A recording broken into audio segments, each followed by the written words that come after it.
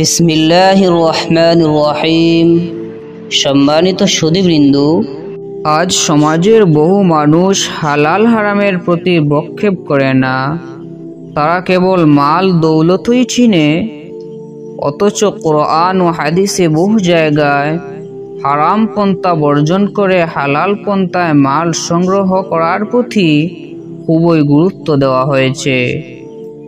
এবং যারা হারাম মাল বর্জন করে না, তাদের ব্যাপারে কঠিন শাস্তির কথা ঘোষণা করা হয়েছে।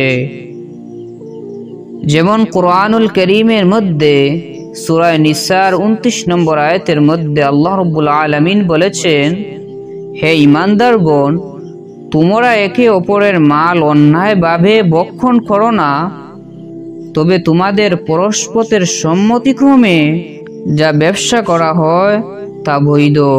আর তোমরা নিজেদের কোনো ব্যক্তিকে হত্যা করো না, নিশ্চয় আল্লাহ রাব্বুল আলামিন তোমাদের প্রতি খুবই দয়ালু। এই আয়াতে অপরের মাল অন্যায়ভাবে খেতে নিষেধ করা হয়েছে, কিন্তু এখানে কেবল খাওয়াটাই নিষেধ করা উদ্দেশ্য নয়, বরং আয়াতে বলা উদ্দেশ্য হলো কারো মাল অবৈধভাবে বুক করো না, সেটা খাওয়ার মাধ্যমে হোক কিংবা অন্য কোনো রকমে হোক। যেমন সুদ, ঘুষ, জুয়া, পরের সম্পদ জবরদস্তি দখল করা প্রভৃতি পন্থা। সম্মানিত সুধীবৃন্দ, আমাদের সমাজে ধন সম্পদ হাসিল করার কয়েকটি হারাম পন্থা রয়েছে। তার মধ্যে হইতে একটি হচ্ছে সুদ খাওয়া। সহিহ মুসলিম শরীফে 60টি বড় কবিরা গুনাহের উল্লেখ রয়েছে। তার মধ্যে হইতে একটি হলো সুদ খাওয়া। সুদখোরের প্রতি আল্লাহ দুনিয়া ও পরকালে রাগান্বিত থাকেন। সুদখোর এমন অভিশপ্ত যে তাকে আল্লাহ এবং আল্লাহর রসুলের সাথে যুদ্ধ করতে আহ্বান করা হয়েছে।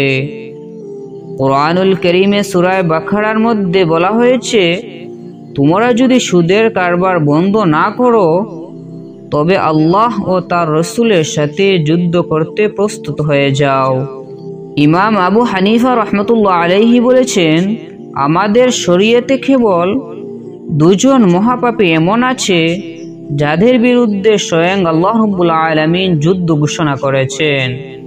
একজন হলো সুদখোর, যার বিরুদ্ধে সূরা বাকারার 279 নম্বর আয়াতের মধ্যে আল্লাহ রাব্বুল আলামিন যুদ্ধ ঘোষণা করেছেন।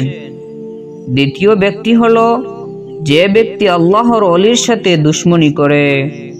সহিহ বুখারীর মধ্যে হযরত আবু হুরায়রা রাদিয়াল্লাহু তাআলা আনহু বর্ণনা করেছেন, রাসূলুল্লাহ সাল্লাল্লাহু আলাইহি ওয়াসাল্লাম বলেছেন, নিশ্চয়ই আল্লাহ রাব্বুল আলামিন বলেছেন, যে ব্যক্তি আমার কোনো ওলির সাথে দুশমনি করবে, আমি তার বিরুদ্ধে যুদ্ধ ঘোষণা করব।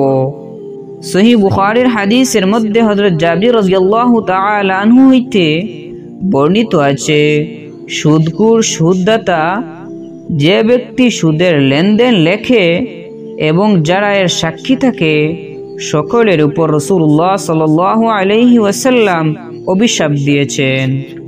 অন্য একটি হাদিসের মধ্যে হযরত আবু হুরায়রা রাদিয়াল্লাহু তাআলা আনহু হইতে বর্ণিত আছে, রাসূলুল্লাহ সাল্লাল্লাহু আলাইহি ওয়াসাল্লাম বলেছেন, আমি মিরাজের রজনীতে এমন এক দল লোকের পাশ দিয়ে অতিক্রম করেছিলাম যাদের পেট ছিল ঘোড়ের মতো বড়, তাদের পেটের ভিতরে ছিল বহু সাপ।